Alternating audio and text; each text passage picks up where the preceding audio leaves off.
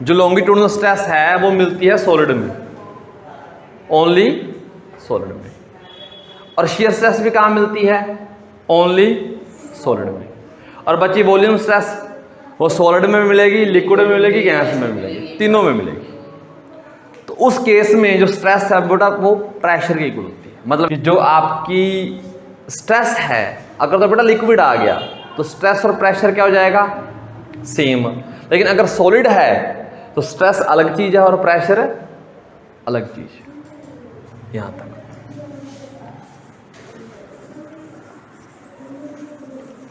चलो अब स्ट्रेन करते हैं, बाद में बेटा लिख लेंगे।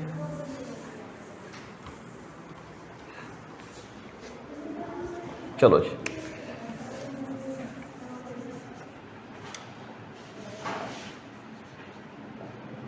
Strain.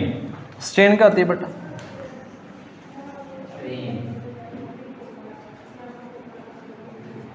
Change in dimension divide by original configuration या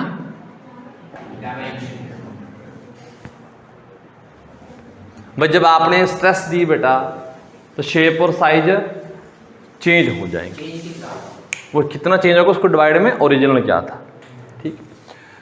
तो स्ट्रेन के बेटा 3 टाइप होते हैं, जैसे उसके थे इसके भी 3 टाइप होते हैं। पहला टाइप बेटा कौन सा इसका? अच्छा, इसकी यूनिट क्या होगी यार?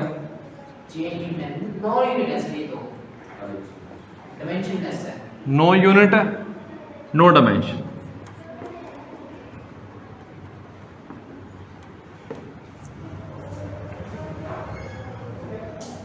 जस्ट अ नंबर है बेटा। तो स्ट्रेन का बेटा टाइप कौन कौन से आ जाएंगे? वैसे बेटा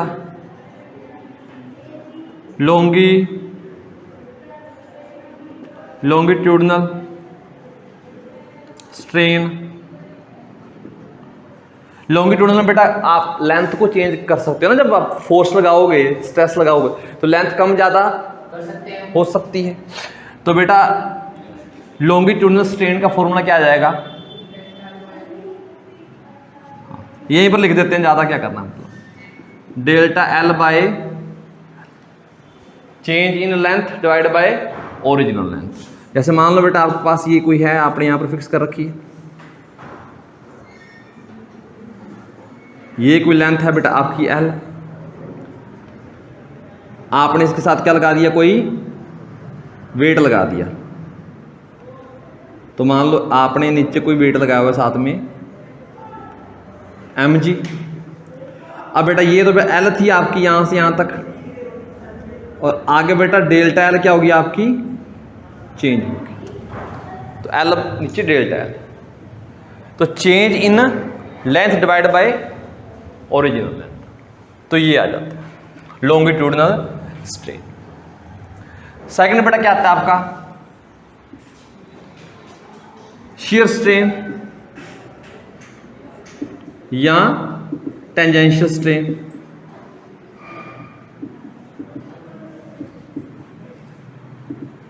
इसमें क्या होता है बेटा आपका?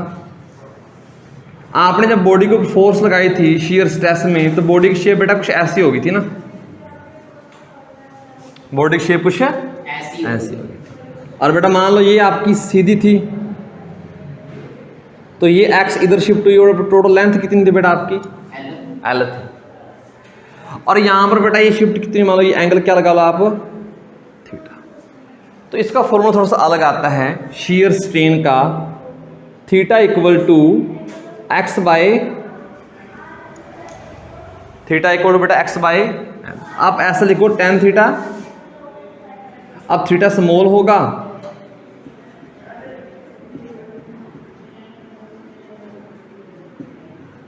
तो बेटा जो टेन थीटा है वो आप किसके इक्वल आ जाएगा? थीटा के। Theta equal to x by L. X है कि देखो ध्यान से, एक फिक्स सरफेस है और एक ऊपर वाला मूव करने वाला। फिक्स यहां है और ये मूव करने वाला है, तो मूव करने वाला बेटा आगे कितना किसका? ये थीटा, इसको बोलते हैं शियर स्ट्रेन। इसकी बेटा no unit, x by L, distance by distance, तो नो यूनिट। अच्छा एक बात याद रखना, थीटा किस में लेना है बेटा?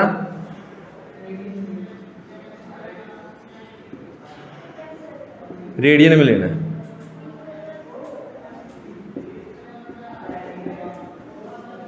ये रेडियन में लेना है आपको।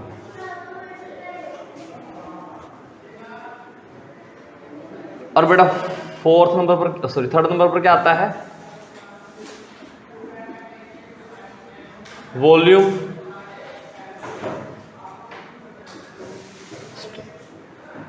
अब बेटा जब वॉल्यूम स्ट्रेस थी वो जब लगेगी तो उसका वॉल्यूम चेंज होगा, और वॉल्यूम ज़्यादातर क्या लेते हैं? कम ही होता है ना हमारा। तो वॉल्यूम जो स्ट्रेन आएगी बेटा, इसका फॉर्मूला आ जाएगा minus delta V by negative sign. बेटा ये दिखाता है कि वॉल्यूम क्या होगा आपका? डिक्रीज होगा जाएगा।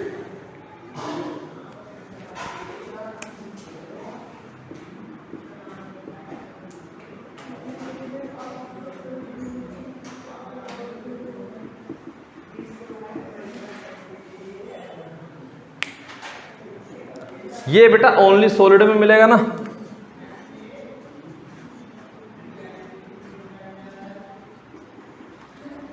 लॉन्गिट्यूडिनल स्ट्रेन हो चाहे स्ट्रेस हो बेटा, वो सॉलिड में मिलेगा, ओनली सॉलिड में मिलेगा।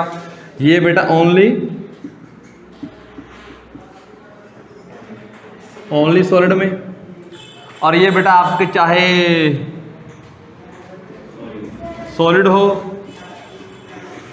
चाहे लिक्विड हो चाहे गैस, ये तीनों में मिलेगा।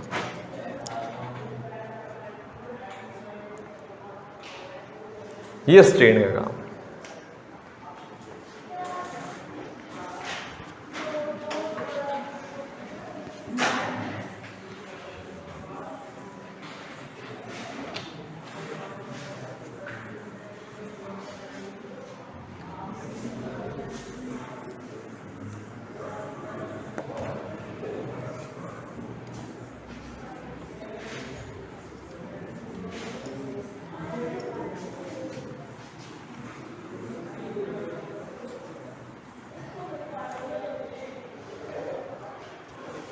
तो ये आसान सी चीजें थी बेटा, ये कुछ खास बड़ी बात नहीं है। इसके बाद आपका आता है हुक लो, हुक्स लो। वो क्या कहता है आपका?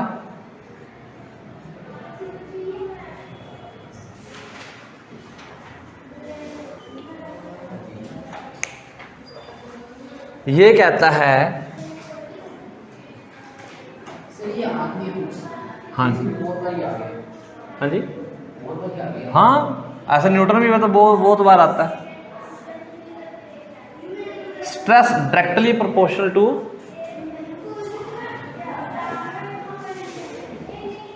स्ट्रेन।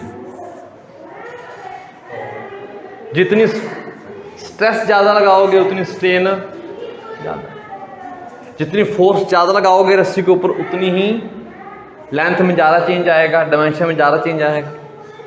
इसका कोई प्रूफ नहीं है बट एक ऑब्जर्वेशन है। और ये वैलिड कब है? Up to elastic limit. यहां से कांस्टेंट निकल कर आता है बेटा, उसको बेटा क्या बोल देते हैं? ई बोल देते हैं। ई क्या है बेटा? इसको बोलते हैं मॉडुलस ऑफ इलास्टिसिटी, या फिर बेटा कोफिशिएंट ऑफ इलास्टिसिटी। ठीक है, मेन जिक्र बेटा इस ई का चलेगा। ई क्या निकल कर आता है? अगर ई को देखो तो स्ट्रेस बाय स्ट्रेन। क्या स्ट्रेन के डायमेंशन हैं? तो मॉडुलस ऑफ इलास्टिसिटी की यूनिट डायमेंशन क्या कौन से आएंगे? स्ट्रेस वाले, नीचे वाला कुछ है नहीं। तो मतलब जो ई है इसकी बेटा एसआई यूनिट क्या आ जाएगी? न्यूटन पर, यानी कि पास्कल। और डायमेंशन बेटा बताने की अब जरूरत नहीं है।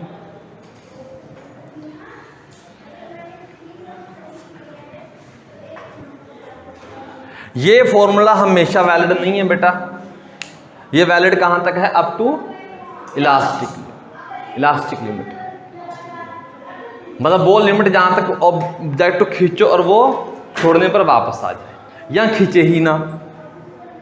स्टील मैंने कहा था सबसे अच्छी क्या है? इलास्टिक। रियल लाइफ में इलास्टिक जब आप किसी शॉप पर जाते हो बेटा, जो डालते हो, अगर कोई स्टिचिंग वाला काम करता होगा बेटा, कपड़ों में डालते हैं ना, तो इलास्टिक, और दुकानदार से बेटा मांग तो इलास्टिक देना, और वो भी अच्छे वाली।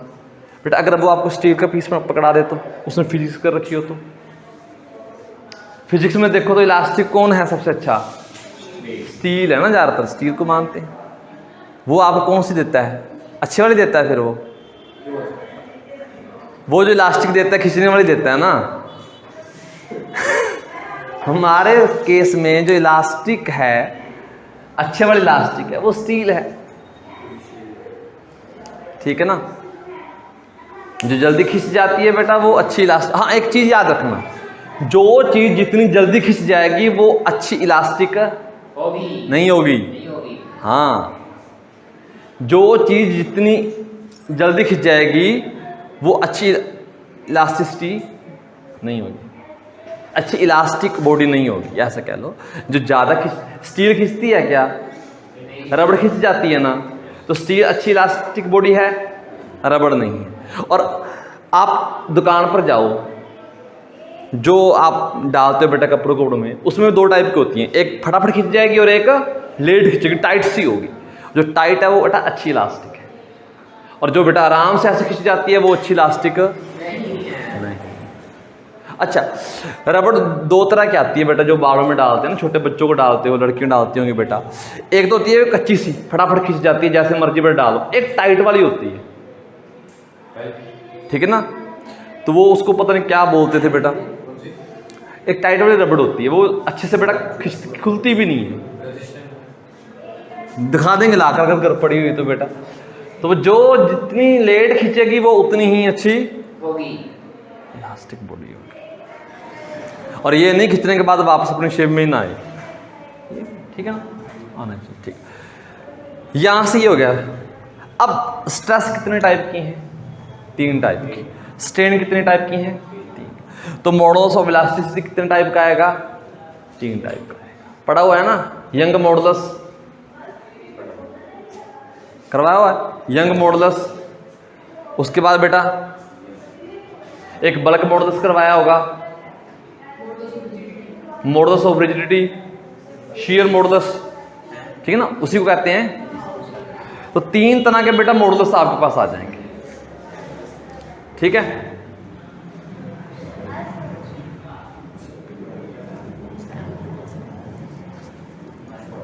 तो वो कल करवाएं, आज करवा दें? कल करवा देंगे। तो कल बेटा सारे आना। कल बेटा आपका लगभग 99% ये चैप्टर कंप्लीट हो जाएगा। सर ने क्लास की टाइमिंग बता दी, कितने बजे कहा था? 10 बजे कल क्लास की टाइमिंग है मैथ की। 10 से 11 मैथ हो जाएगा और 11 से 12 फिजिक्स हो जाएगा। तो एग्जैक्ट मतलब टाइम पर आप पहुंच जाना और ये चैप्टर लगभग बेटा खत्म हो जाएगा, ठीक है ना। ओके बेटा, ठीक।